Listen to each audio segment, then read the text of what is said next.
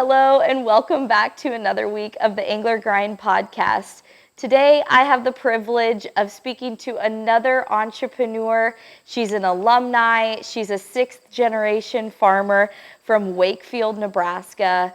And I'm so excited to introduce you to my friend and another angler entrepreneur, Miss Hannah Borg. Hello, and Piper as she's running. We have a friend visiting us. Got a friend. We are at the farm today. I came up here to Wakefield from Howells. It was an easy drive right in the middle between Lincoln and Wakefield. So if you hear some background noise, just to give you some context, we're out here in the horse barn. This is real life on the farm. We're just the shop office was a little too loud with some shop work going on in the background, so I said, let's check out the horse barn / calving barn, and here we are.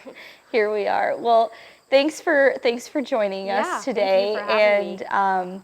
It's always fun having alumni back on the podcast, just to see where you all are at, the things that you all are building, and what your day-to-day life kind of looks like. I'm excited because you're my first interview being at the entrepreneur's location, so I'm very thankful for that. Yeah, well, welcome to the real life. You already got a glimpse of the family dynamic, the work dynamic. It's a Friday morning. We're both like, we're not feeling as fresh as what we would on Monday. So this is just real life as we are, and that's what entrepreneurship is. Amen to that. Amen. Well, for our listeners, will you just share? You're a sixth generation farmer from Wakefield. Yes. What does that mean to you? Real life on the farm, 6 generations, come from a long line of farmers. And I'm really proud of that. My family came here from Sweden, and the home place that they settled on is just a few miles west of here. My grandma, who's 92 years old, still lives there. She is showing her age a little bit, but she always knows what's going on. She takes her daily ranger ride around the section. My dad has 3 brothers that he farms together and separate with. It's a unique kind of dynamic, just like any other option or operation. And so every day is something different. Every season, one brother kind of takes the lead on. This morning we were working cattle. We've been working cattle every morning this week while it's cool out. And my cousin was helping me.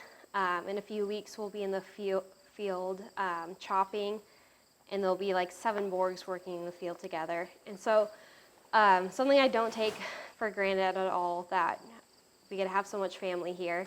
So on our home farm here, it's mom, dad, brother, and I every day. And then my sister lives a little ways away here, but she's involved, as much as she can be. She always knows what's going on.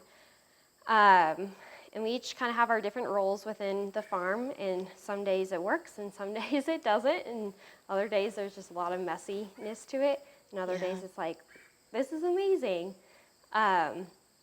And so, I've been here full time for 6 years since I came home from college, and that is crazy to think about that it's been that long, because when I had been home on the farm for a year, I was like, wow, it's been a year, and now it's been 6 years, and hopefully many, many more years. But I went to UNL and studied agricultural communications. And of course I was in the Angler Entrepreneurship program. And I think because of that, really had a good footing to come home and work in the family business and kind of start our own thing, and also build, the existing operation that we have today.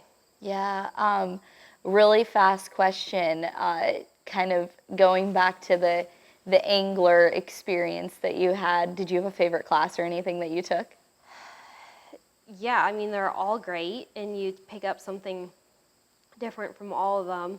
Obviously, the intro class with Tom Field is one that really sticks out, and I think a lot of people would have that answer because it's just so different than any other class that you take. But truly, I think that if I had to really narrow it down to a single class, was Tom's family business class. And I took that the spring of my senior year. So I was literally gearing up to go home to the family business. And I think a lot of things that he talked about in that class became so applicable to what my life looks like today. And I just learned so much. So I think if I could narrow down my all my classes, my whole 4-year experience, to a single class that was the most valuable, it would be that family business class that Tom taught. It's funny you say that. My brother, he graduated, I think he graduated high school in 2012, so 2016, he had graduated from UNL, and he said the one class, hands down, that changed his college career that he'll forever be thankful for, he goes back to it all the time, was the family business class. Yes. And I'm sure now being here, I mean, I witnessed it today. Yeah. Like, your dad needed 5 minutes to take a break, and that didn't sit well with your brother. And it's like the little things, it's right? We've been working cattle all morning. We can catch our breath. Yeah, Tom, if you're listening, can you figure out how to teach that class again as an alumni? Because I would take it again. I will, as we look to improve our alumni programming, I will jot that down in my please notebook. Do. Send it up the chain of information, because that class was so valuable. It was on city campus, and so I think a lot of kids weren't super interested in it, or you could just tell. Whereas a few of us ag kids that knew we were going home to the family business, you could just pour that information into me, and I was just a sponge soaking it all up. Yeah, for sure, sure. I still have the notebook from that class, right? Because that was super valuable information. Right. Well, I definitely want to talk about the lessons you've learned and the advice that you can give around family business and working with family. But we're going to get into that for our next podcast that comes out next week. I want to go back to when you were talking about coming back to the operation. You've been here for 6 years.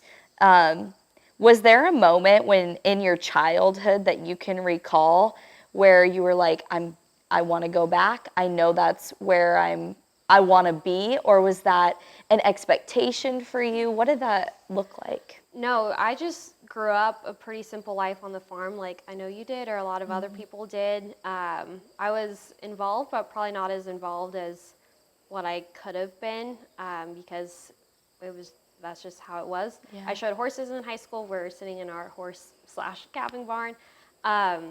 And so that took a lot of my time. But when I went to college, I started to realize, oh man, I have a pretty awesome thing at home. Because when all you know is work, and your dad working all the time, and money can be tight sometimes growing up, or the perception of it, it's like, oh, I can't wait to get out and leave. And my parents did a really good job about teaching me, like, high school's not everything. There's a big world out there. And so when I left high school, I left with the intention to just explore and see what was out there. And I really had no pressure on, like, oh, I want to do this or I want to do that. And same way when I got to college, first few years in, I still didn't really know what I wanted to do. I had interest in communications. I like all things multimedia. And my junior year, which is kind of when you start to, panic a little bit, like, oh man, what am I going to do after college? My dad said to me, like, hey, Hannah, you want a job? Well, generally, him asking if I want a job is something silly, like, go open up gates, or run me here, run parts, like, do this, do that. And so when I was like, yeah, sure. He's like, you want to come back to the farm and raise chickens? I was like, what? What are those words that just came out of your mouth? So my parents did something crazy. So we raised crops and cattle, right? We have a feedlot, we have corn, soybeans, cow-calf operation, we know crops and livestock. And my parents were like, let's do something crazy to expand and diversify the farm and have the ability to bring back a kid to the farm. I'm the oldest out of us 3 kids. And so they signed up to raise pullets for Lincoln Prune Poultry. So Lincoln Prune Poultry is a company from Costco. Costco said to themselves they want to have a fully integrated, consistent supply chain of chickens, and they landed in Fremont. And in able to pull that off, they have to work with growers, farmers from eastern Nebraska, western Iowa. And my parents said, yep, we'll do it. And so, the Tuesday of my senior year Of college. What am I saying? This is where my brain's getting a little mumble jumbled. It's Friday. It's Friday. Yeah, realistically, it's Friday morning. Okay, the Tuesday of my senior year finals week, we got our first batch of chickens. Wow. So I came home during finals week to be here for when we got chickens on Tuesday, and I went back to Lincoln. I was supposed to go to Lincoln on Tuesday night. I ended up getting so sick because I had a final Wednesday morning. I got a doctor's note for my final, and I ended up taking it on Thursday. And to be honest, I think I passed it, but I have no recollection if I did or not or I at least passed the class. I don't know. That was just a whole whirlwind, and that was the beginning of the whirlwind that started basically for the first year to 2 years of being home on the farm, because it was just constantly, like, every day was survival mode of, we have 60,000 chickens in a brand new barn, like, we have no idea what we're doing, and it really took for 2 years on the farm to feel like we could catch our breath. Yeah. And then about that time was like when I lifted my eyes and was like, oh yeah, there's other things on the farm than just chickens. So that was just kind of a whirlwind of experience from college home to the farm. Oh yeah, and by the way, like, finding a place to live is really hard in rural areas. So I moved home with mom and dad and lived, in my room that I grew up in. And so that's kind of a wild transition too, of living in a house in Lincoln, to living with your parents and also working with your parents. It was just kind of a whirlwind there for a long time. Right, right. What's your favorite? Would you say like the poultry, the cattle, the crop, like which? I like the cows the most. Yeah. I don't know what it is, but those calves in the spring, and I love working calves. I love weaning calves. I love the whole process. I like the feedlot animals. They get a little boring sometimes, but like the calves, I love, processing like what we did this morning. That gets a little, repetitive at sometimes too, but like it is such a joy to be able to work with livestock. Yeah. Obviously in the chicken barns, like, there's chickens, but you're not really working with the chickens. Yeah. Whereas with the cattle, especially the calves, like, your actions literally can save lives on a cold day. And my brother really bears the majority of the weight of calving. So I can't take all that credit there, or hardly any credit sometimes it seems.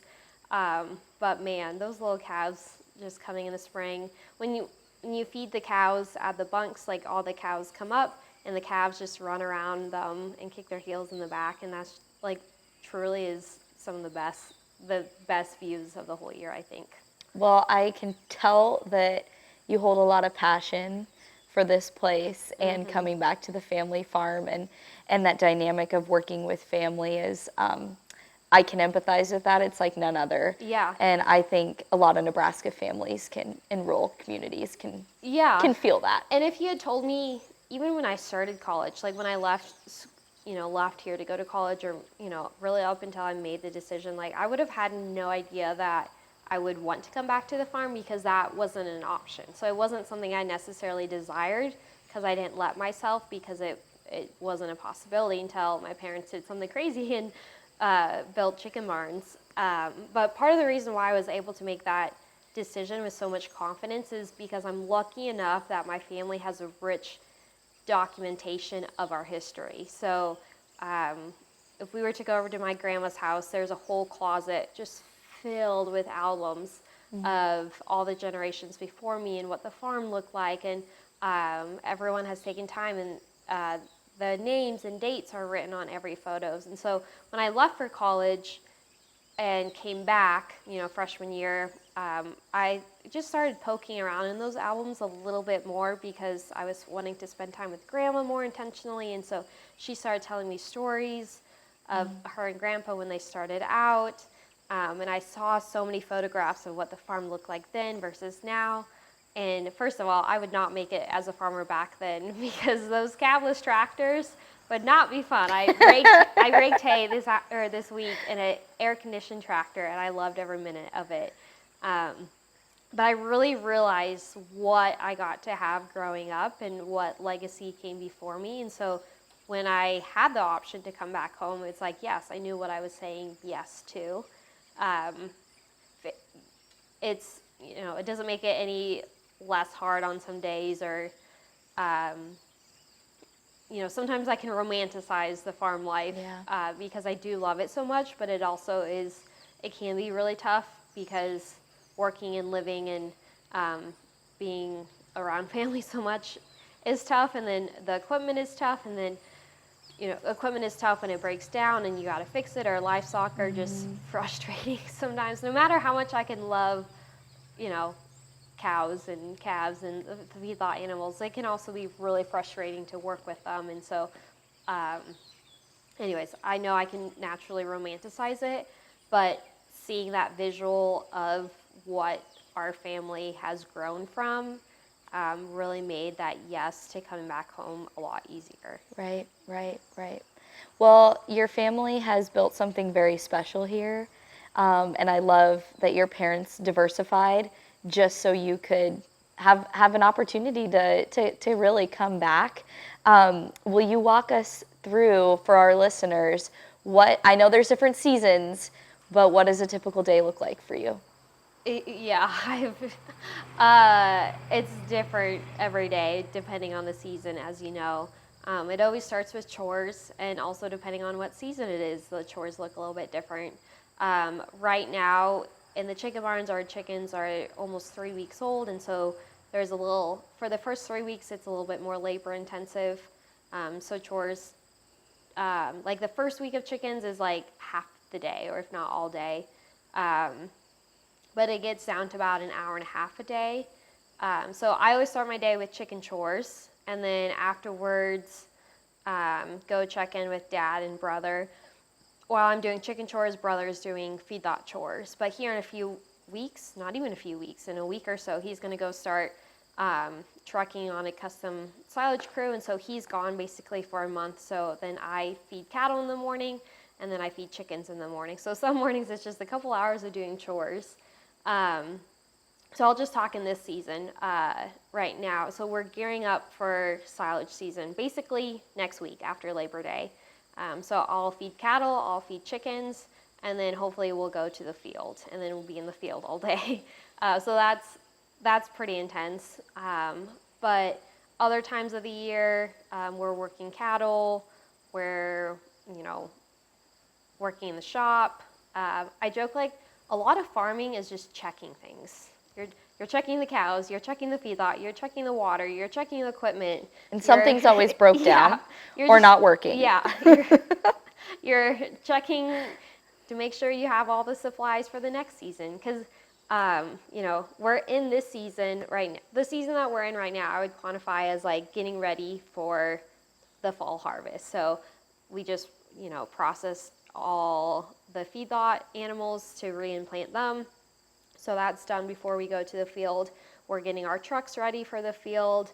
We're kind of doing prep work in terms of like getting equipment where it needs to be. We're doing a lot of yard work in the feedlot. I don't know if you can hear in the background. My brother is driving the truck. He's hauling manure.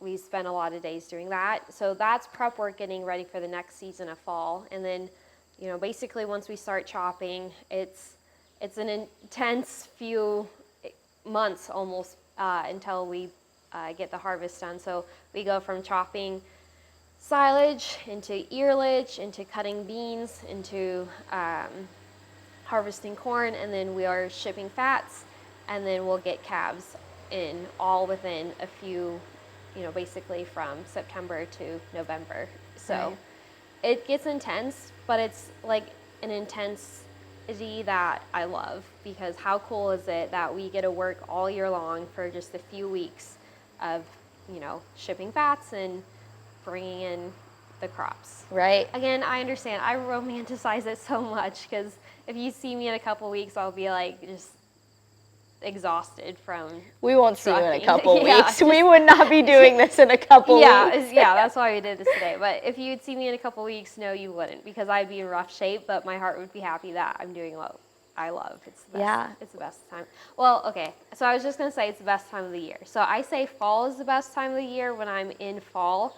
But if you were to see me in spring, I would say, oh yeah, no, spring is the best time of the year. Yeah. I don't know. It's just each season has its own joys, and each season has its tougher aspects to it. So I just really try to embrace the good stuff and just know that the tough stuff won't last that long, because it'll be over in a few weeks and then we'll be on to the next thing. Right. There's tough stuff in every job. Yeah, exactly. And everything we do in life, we're always going to find something that's wrong. Yeah. That's going wrong. You said how you wouldn't want to be anywhere else. It kind of makes me think, if you weren't farming, where do you think you would be? So I went to school for agricultural communications, and I really loved all things media. So I would assume, I don't even know how to answer that question, because I really didn't get to the spot in college where I had to like even look for jobs to apply for, because junior year I knew I'd come home. In college, I think I would have said I would, figure out something media related. But now that I've worked on a farm, like I cannot imagine working in media, like working in the office or like working in front of a computer all day. Like, turns out I would not have thrived in that role, and maybe that's why I didn't love school that much, because that's not really what I was meant to be doing. Yeah. I still, do some media things on the side, and that's fun for me now because it's like a side creative thing versus, if the college version of Hannah thought she'd love media, and she does, but not to the extent that she loves production, like farm production. Yeah. Like I have media production and farm production, and I think I was always meant to have majority of my buckets filled with farm production and just have room for a little bit of media production.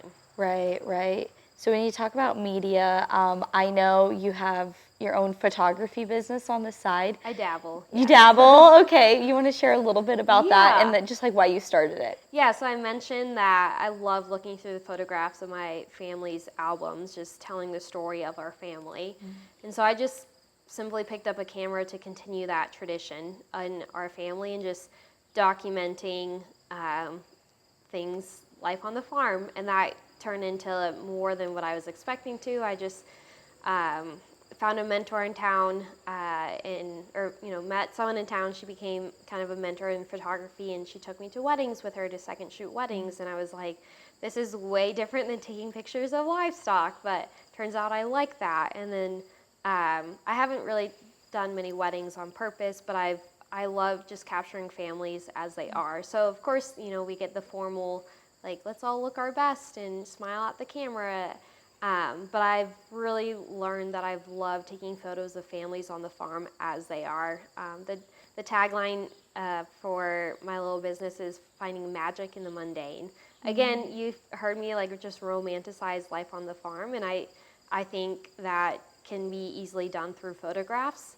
And so I like just hanging out with people on the farm and taking their family photos, and it's like, this is as we are, as we are in, a dirty horse barn. That's real life, and I'm not apologetic for it. And same way with taking photos of people. It's like, I just want to show up and capture your family as you are.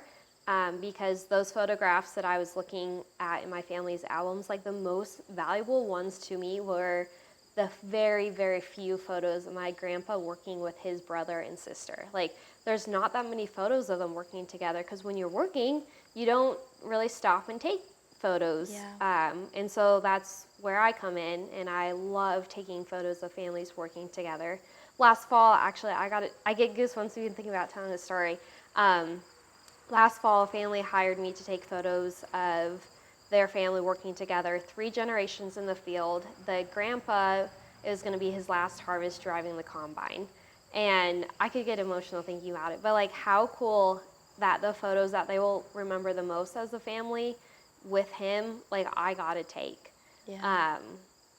Or this spring, I did just a quick little family photo session of someone from my church, kind of last minute thrown together. Of a mom and her 4 adult children, and she recently passed away, and the photo that I took was her obituary photo, like just as they were in their backyard, not too much planning, ended up being, the photo that she'll be remembered by. So when I say like I like to over romanticize my life, like I do that same way through photos, because I just think that photos capture it can tell a story without a lot of work, and just those photos that we plan to take and stand next to each other and look our best are really valuable, but the more valuable ones are the ones of just people as they are, how you want to be remembered as a family or in that season. And I like just being a fly on the wall and just taking those photos. I love that you say being a fly on the wall and taking those photos, because I think it's really easy when someone's like, oh, we're going to take family pictures this year. Okay, I'm going to do my hair my best. I'm going to do wear my nicest clothes. But when you say be a fly on the wall and get the photos that are just the authentic, and those gritty like photos of sitting in the tractor for the last harvest, Yeah. that's the special moments Yes. that really, really, really count. And you looking back on the past, how many generations of your family, how amazing. There's not a lot of that. Like, I have one photo of my grandparents and their 9 kids at the feedlot, and there's one. Yes. No, I totally know the feeling of that, because even though I take a lot of photos, my family's not super as receptive to it. So I think it's 2 or 3 harvests ago, I spent the whole harvest reminding that I said at the very last day of harvest, because I'm not going to bother you guys and make you guys stop before then, I said the last day of harvest, I'm going to get all brothers and grandma in a photo next to the combine. And I reminded the boys, my uncles, my dad, all harvest, I said, I'm going to take this photo at the very last day, and you're not going to complain. And so the day came, and I was so nervous, because I was like, are they going to stop? Because I know it's always inconvenient to take the photo. It's so inconvenient, because you got to stop the trucks, and you got to, so everyone kept their mouth shut, and they showed up to the field. Even if they didn't want to be there. They didn't want to be there. And I took the photo of Grandma with her 4 sons in the field on the last day of harvest. And you know what?